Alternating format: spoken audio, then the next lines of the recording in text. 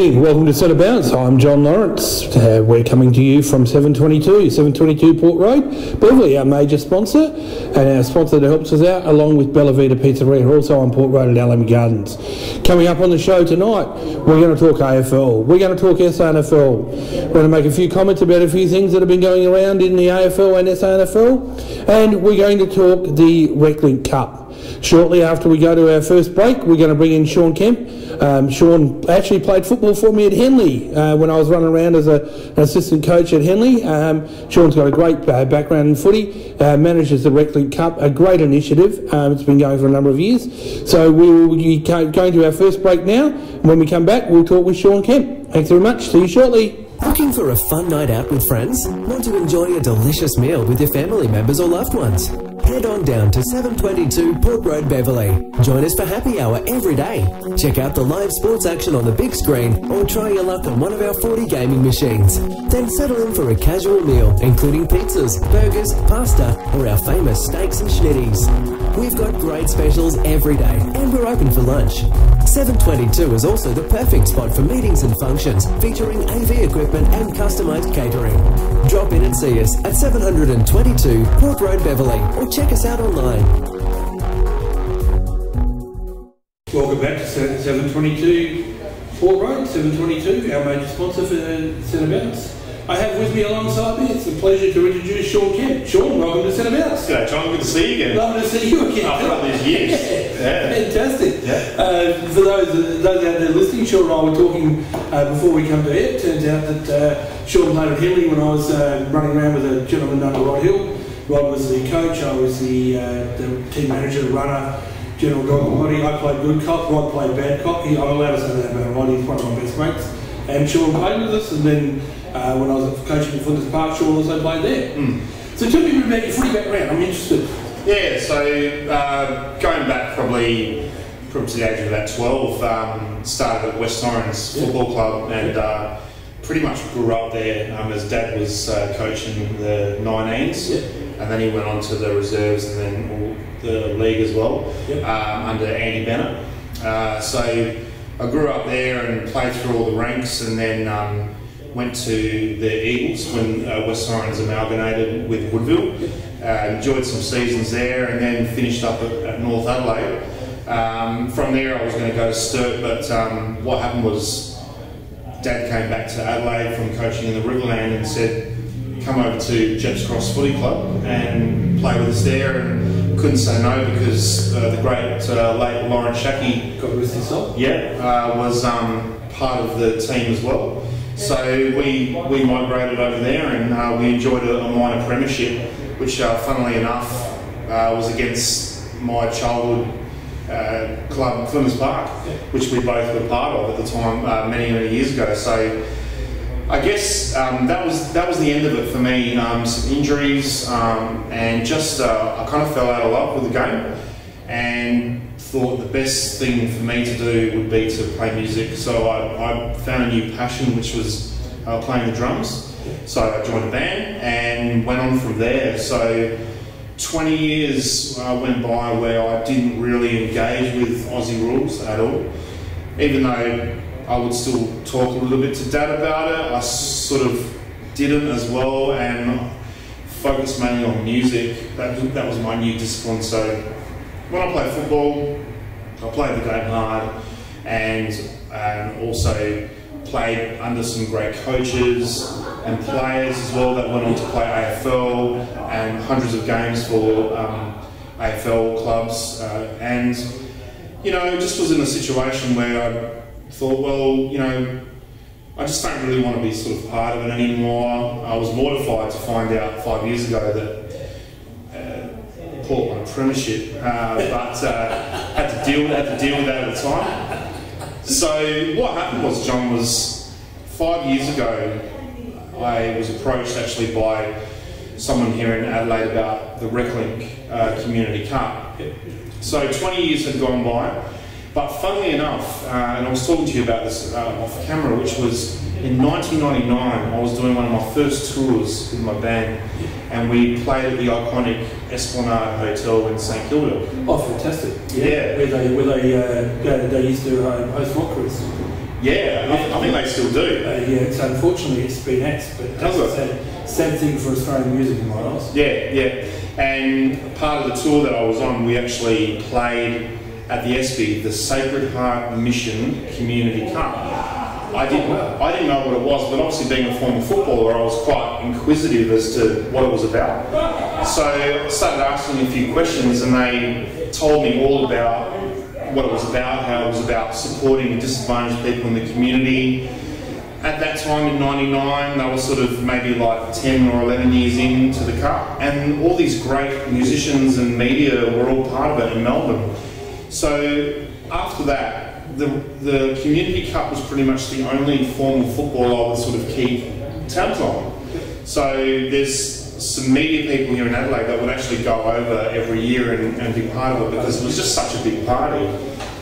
So I sort of kept tabs on that, and then 5 years ago in 2014, after years of, will it come to Adelaide, will it not come to Adelaide, will it go national, will it not go national, we finally started it here in 2014, and I was the first to be at the training session, along with one other person, and her and I, we had a kick around, and I remember she said to me, this is going to be massive. Yeah, it is massive.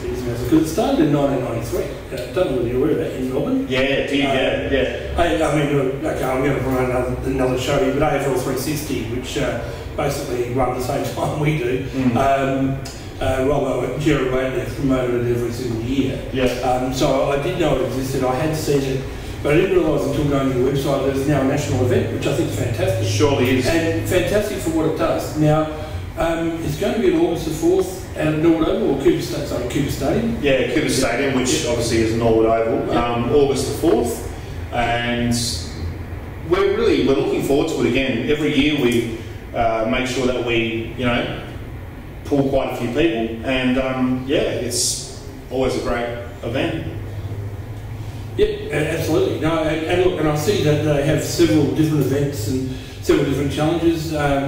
Last year they ran a pie night. We're hoping to support that if they do that again this year. Yeah. And we'll talk to the people about it. So who we got on board this year? Well, apart from your good self, I mean the famous drummer Sean Kemp. Yeah, nice. You always beat it to your different drummer and I coached you, so yeah. I was a bit of a tearaway for sure. Absolutely. Doing my own thing. Yeah. We're still locking all of that in at the moment. But we've had some of like Adelaide's biggest bands part of it, and also I can't really give too much away. It's kind of early days, but there's going to be I hear in the grapevine quite an iconic. We won't tell anyone. Of course you won't, no. That's why I'll just keep it a secret. A very iconic Adelaide performer is going to be appearing at the game. Yep. I can't say too much because, well... I know, it is Barry Ian and Peter Plus, right?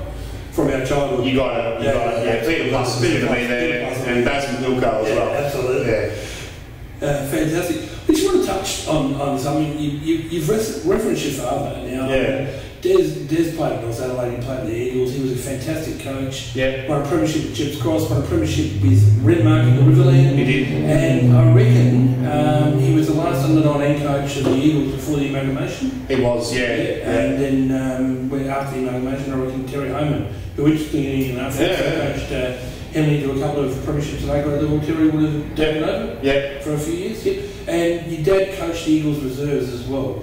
Yeah, to the final West Times premiership. That's the last West Times premiership before the amalgamation. Dad's. Oh, look, Dad's been a massive influence on me in regards to my coaching, and he pretty much taught me the game. And I spent my childhood kicking footballs with Bruce Lindsay and Andrew Pays and Dominic Fautier and all of all the legends of the West Times Football Club. Funnily enough, Jeff Graham, Jeff Graham, who used to play, his lad now plays at Richmond, in the Richmond team. Yep. So yeah, I mean, that was me growing up. I knew nothing different than every Saturday I would be at that club. Yep. And also, Dad was really supportive too with my own football, and always around giving helpful tips. Saying that, like, he was a bit sort of standoffish in regards to my playing because he didn't like to give me too much advice. I was going to say that. That's. I mean, I've coached two sports for over 40 years. Yeah. Very, very interesting that your dad. I mean, even when you were playing with us at Henley and at Flinders Park, your dad was always there, but he never ever came over and said blah blah blah blah blah. No. Their parents and people over the years who thought they knew more than me when I was coaching. They probably bloody did, but they'd come and give their 2 cents worth. Some of it was warranted, some of it wasn't. But your dad had this ability to separate what he was doing from what you were doing and allowed you to be your own person. Absolutely, and I never got a chance until my final year of football to play under him and to see actually how he coached, and I learned so much from him in that year that even though I took that 20 years off, all that still stayed in my brain and became muscle memory. And to be in a team with someone like Lauren Shackey, who was a brilliant player of the game. Yeah, and his son's now playing for the Bulldogs. His son plays for the Bulldogs, yeah. And I'm hoping to meet him at some stage. I haven't seen him. Bianca and Josh, who are Lawrence's children, I only knew them as little kids. Yes. So I'm really hoping Rachel, their mum, has assured me that we are all going to meet at some stage, which will be amazing because Lawrence and I were really, really good mates, and we played footy together as well. So to see sort of how Dad coached him and also other players, obviously as well, was something that I learnt from, and will always stay with me. So I have used a lot of Dad's techniques and his coaching to teach the players of the Community Cup on how to play football. Beautiful. So the Community Cup will be held on August the 4th at Cooper Stadium at Norwood. Yeah. We will be there. I'll be volunteering for the event. I'll do my volunteer registration tonight. At the end of the show, we'll put the links up for anyone else who wants to volunteer, wants to support us. Sean Kemp, thanks for joining us on Saturday. Thank you, John. Good to see you again. Lovely to see you too. Yeah, thanks to Centre Bounce as well for having me tonight. Appreciate it. Absolutely. We will drive this until it comes up, and so we'll be talking about it every week. And looking at your website when the acts that are going to be involved start to come on board and promote that as well. Right. Look, I have seen this. It's a great initiative. One we're happy to support, and fantastic for you coming in tonight. We'll go to a break from 7:22. When we come back, we're going to talk AFL. Back soon.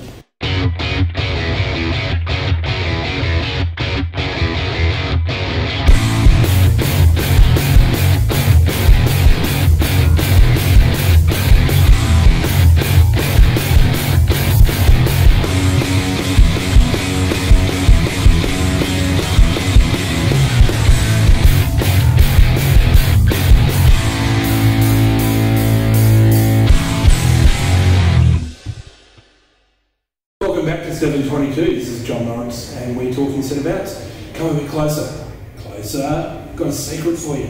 You probably saw on Facebook that I was embargoed about a sponsor. I'm now allowed to tell you. We are happy, hot off the press today. Darren, my producer, has been hard at work to the point where he put holes in his shoes. We now have Spine Care Chiropractic. Hayden from Spine Care Chiropractics come on board as a sponsor. Welcome, Hayden. Once a month we'll catch up with Hayden. Hayden will delve into sports injuries, recovery and prevention from a chiropractic point of view. And so we do welcome Spine Chiropractic to Centre Bounce and look forward to the monthly segments with Hayden. There's no hope for me, but hopefully Hayden can help some of you guys out there. Very, very interesting to talk into this. Okay, let's talk AFL. So we didn't record last week, but Friday night saw North Melbourne make it 2 in a row and keep the win after the coach sat still here live. Saturday, Fremantle gained momentum, upset Collingwood, and there was some controversy about the goal review. We'll talk about that in a minute. Whilst GWS were too good for Gold Coast, Geelong were 2 games clear against Sydney. Saturday night, Brisbane had to try to make Gabba a fortress, but Adelaide were too good. And Adelaide, competitive, polished, kicked the last 4 goals, I think 5 goals of the game to beat Melbourne. The pressure on Melbourne must have been added. From half-time to the end, 9-3 to 1-2. Melbourne kicking 1-8 at one stage. Sunday, Port beat St Kilda and China, kicking over 20 goals. Essendon were too strong for Carlton, and Bolton got sacked. And West Coast responded against the Bulldogs. The Bulldogs were good for a half. Bunner saw a very classy exit by Brenton Bolton, I have to say that, whose integrity remains intact over the basket case that is Carlton. Geelong were two emphatic winners over Richmond. Carlton won after Zach coach alive again. North made it 3 in a row under Shaw with Gold Coast. Adelaide gave it to GWS Saturday night. Sydney had a win. Collingwood continued their winning ways on Monday in the M&D clash. So tomorrow night, Adelaide-Richmond, Essendon Hawthorn Friday, Gold Coast St Kilda Metricon, Fremantle Port Adelaide, Carlton and Bulldogs, North Melbourne GWS. Everyone else is a bye, which runs over 3 weeks. My tips: Adelaide, Hawthorn, St Kilda, Freo at home, Bulldogs, GWS. So we'll go to a break, and when we return, we'll talk SANFL. Going to a break now. Welcome to Spine Care Chiropractic. Thank you for giving us the opportunity to show you exactly what we do here at Spine Care. Our mission is to provide the best possible spine and nervous system assessment and care that we can. At Spine Care, we see and care for people from all ages and walks of life. Our clients include young to middle-aged adults, newborn babies, toddlers, school-aged children, even grandparents and great-grandparents. Age is no barrier to improving your spinal health. And at Spine Care Chiropractic, we can help you discover a better, healthier you. People come to Spine Care Chiropractic for many different reasons. Some seek relief from aches or pains, such as neck pain and headaches, lower back pain and sciatica, disc injuries. Others are looking for improved health, including greater flexibility, more energy, improved posture, or simply a better standard of health and well-being. Whatever your reason, be assured that Spine Care Chiropractors are here to help you achieve your individual health goal. Our Spine Care practices provide the highest level of professional and friendly care and use the latest technology and equipment. Our modern clinics are child-friendly and are staffed by people who care about you and your family's health. Your journey towards better health starts with your very first visit. Your initial consultation is our chance to find out the best possible way that we can help you. Your thorough initial examination may include your health history along with orthopaedic, neurological, postural and range of motion examination, as well as paraspinal nerve scan and x-ray for analysis. Your examination, scan and x-ray will allow us to know what's happening with your spine and nervous system. We will explain what these results mean for you and structure your chiropractic care so that you can start your journey towards feeling and functioning better. To find out how we can help you, call your local Spine Care practice to make a time for your initial consultation and examination. We offer early morning and evening appointments for your convenience, and our friendly chiropractic assistants are here to help answer any questions you may have.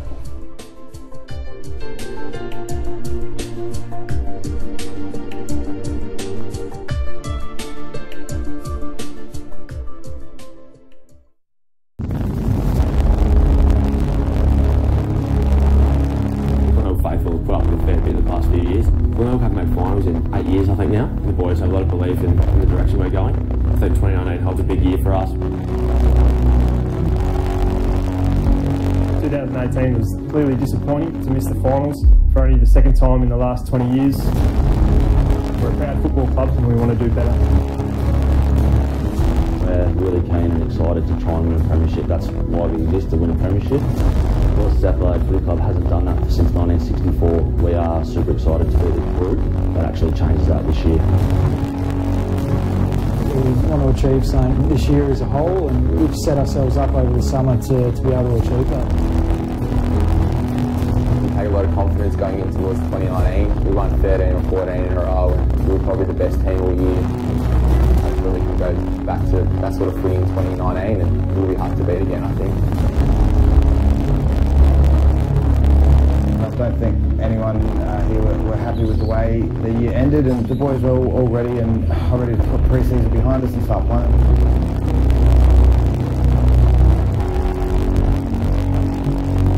2018 was a bit disappointing because we were aiming to get into finals and fell short. There's a big hunger to win the flag like we did in 2015. Hopefully we can have that success again.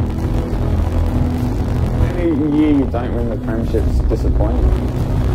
Our goal every year is to go all the way, so if you don't do that, obviously it's a failure, so we're looking forward to 2019. As a football club, we don't want to be winning one game in a season when we've got such a rich history of winning grand finals, so to get back to the finals and then to win it, that's just what should come with hard work. The Roosters are the 2018 stars of the SANFL competition. competition. We're probably more the hunted now, but I know that our team will still be hunting and striving for that second flag. Really excited for the year ahead. We're setting our sights on a big 2019. We're always ready. It's a pretty special comp. We're fit, we're strong, we're ready to win. Team's really looking forward to 2019. Magpies are definitely ready for 2019. The Eagles are ready for 2019, don't worry. We're overweighting, let's get started, let's start playing.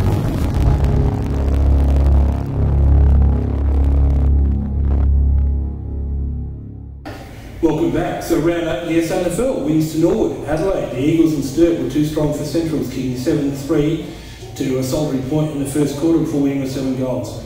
On the weekend, the Eagles went to the Ponderosa and made it 3 in a row and are starting to gain momentum. Port with Dixon and Vines defeated Sturt at Alberton, while West were competitive all day before going down to Adelaide in a close one. Monday saw the Mighty Bays continue on their winning ways against North and maintain top spot, while South came back at the Lunga to lose by 2 points. This week we see the Eagles play West, Centrals v Adelaide, South Glenelg on Sunday, North Sturt and Port Norwood. My tips are the Eagles, Adelaide, Glenelg, Sturt and Norwood, although the Norwood one I'm not convinced about because of the AFL players. Let's go Sunday, so let's get behind it and let's get behind the SANFL on Sunday. I will be at Nalunga after being at both Elizabeth and Glenelg at the weekend. You just never know where I'll turn up. We're going to go to a break from 722 Port Road, our major sponsor, 722. When we come back, we're going to talk Adelaide Footy League. See you.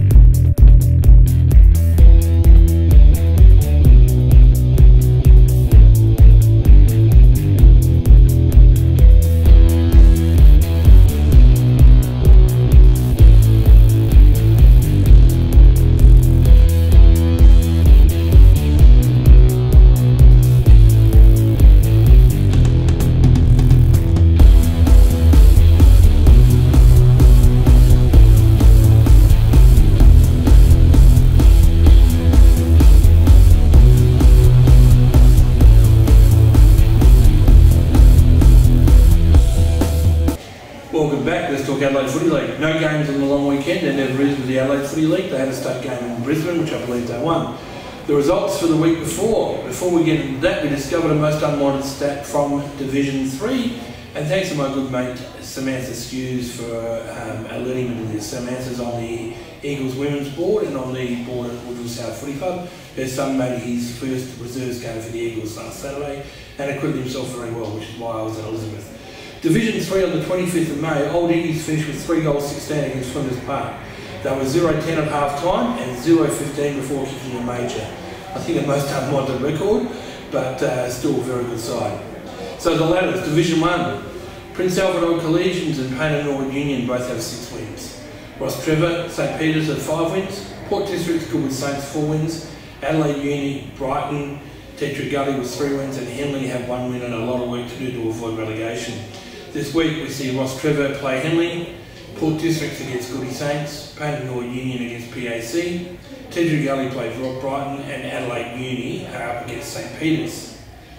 Some really good games, but first place second in Payne and Norwood Union and PAC, and that would have to be the game of the round for mine.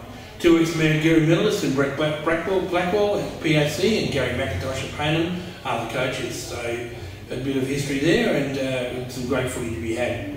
Division 2, Unley and Salisbury North have 6 wins and a draw. The draw was against each other. Sacred Heart have 6 wins. Seaton Ramblers, after coming up last year, got 5 wins. Atherstone, Foss, Pordview 4 wins. Modbury have 2 wins. Gazer a win and a draw, and Scotch a draw. So Gazer, Scotch and Modbury are in the gun in this round, in this competition. So Division 2 this week, Broadies play Unley.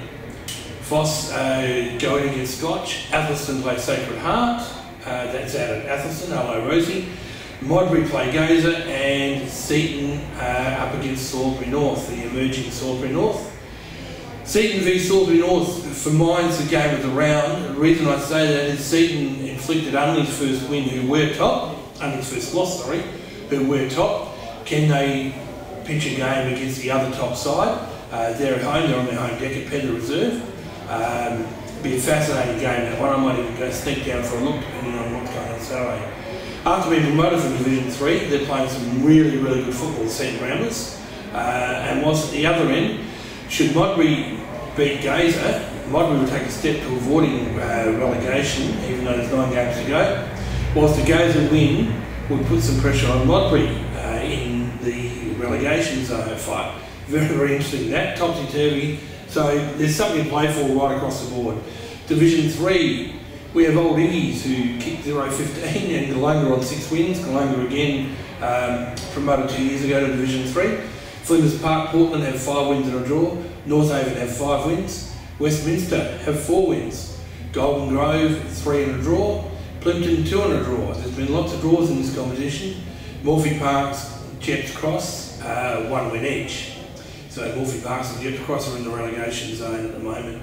So the games in Division 3 this week sees Jepps Cross play Westminster. I think Westminster will be too strong.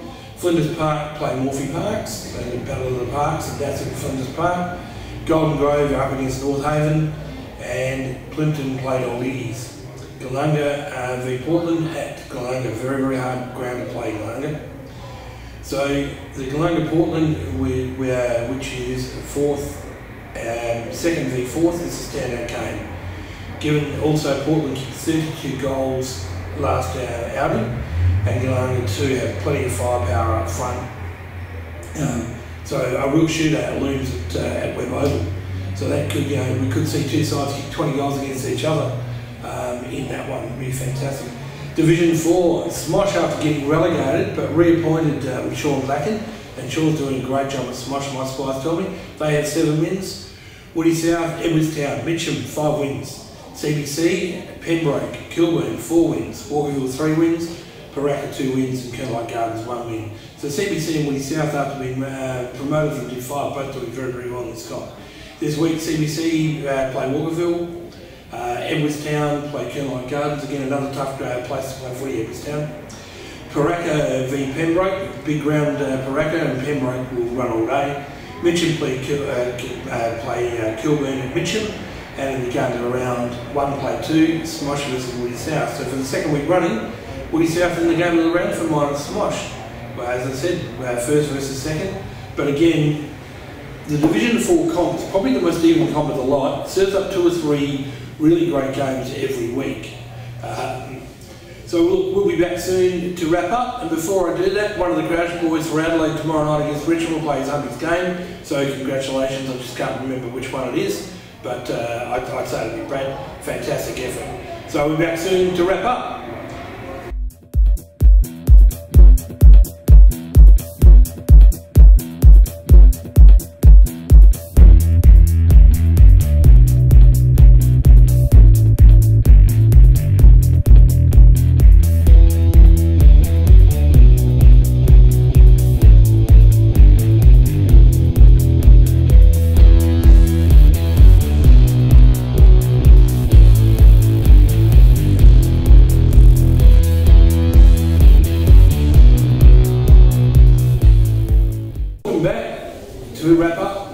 For this week from 722 Port Road, our major sponsor, our other sponsor Bella Vita, and also our chiropractic sponsor as well.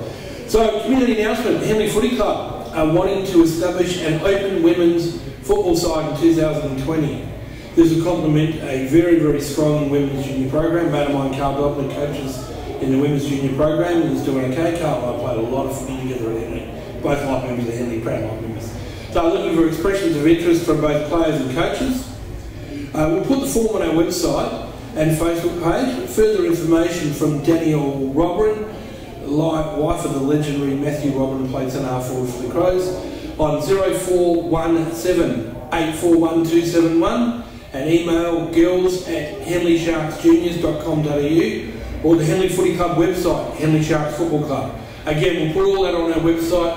Darren will have it up at the close of the show as well, but contact Danielle. Really working hard to get this up and running, and we will support any club that's trying to get women's footy up and running. Try to support, just come and talk to us. We don't buy. Okay. Alright. Last show we touched on the mid-season draft. It is plain wrong for the AFL to decimate what I call second-tier competitions. West Adelaide lost 2 players, 2 guns they could ill afford to lose. So Adelaide for the second time this year lost the ruckman to an AFL club, and the competition's leading goal kicker was lost by the Bays. Mark Warner on 3AW was very, very critical. There was a petition circling on the SANFL supporters page, signed it as we, passionate SANFL supporters, deserve better, as do the Waffle supporters, as do people in Tasmania, and as I said, all the second tier competitions. My opinion, it will cost a coach's job. We're going back to the days where the Crows and Power players were farmed out and coaches wouldn't play them in the positions because they needed to keep their jobs as well. That's another point I'd like to make. A lot of people critical of the Crows and Adelaide in the SANFL competition. They've only played in 2 grand finals, they haven't won one. Adelaide's sitting second to Glenelg at the moment. To be the best, you've got to beat the best, and you've got to challenge yourself. And I think that's what this does. It actually challenges the clubs to do better. I think it is healthy for the SANFL to have the Crows and Port reserves teams in their competition. I know I'm in the minority, not the majority, but I think it's great. And it's, having coached myself, it's a lot better than having, you know, Freddie Mooseface being told by the Crows, you've got to go back to Glenelg or South or West or North or wherever it is, we want you to play centre forward. And the North Adelaide coach of centre forward kicked 8 last week. So what's he do with this player? Now at least the SANFL clubs, hierarchy and coaches get to focus on their players. Had a look at the crowd at Albert, Port Sturt. I know traditional rivals, but there was over 5,000 people there on Sunday.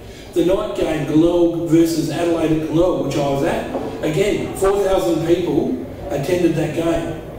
Glenelg North on Sunday. Now North are -2 due to the infraction last year.